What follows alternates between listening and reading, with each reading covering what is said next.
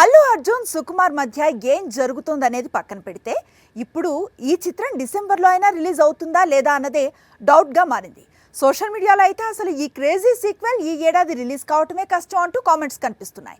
ఈ కామెంట్లు, ఈ రూమర్లు ఐకాన్ ఫ్యాన్స్ కు నిద్రను దూరం చేస్తున్నాయి. ఆగస్టు 15న రిలీజ్ కావాల్సింది పుష్ప 2 ఇప్పుడు డిసెంబర్ మొదటి వారానికి పోస్ట్ పోన్ అయింది.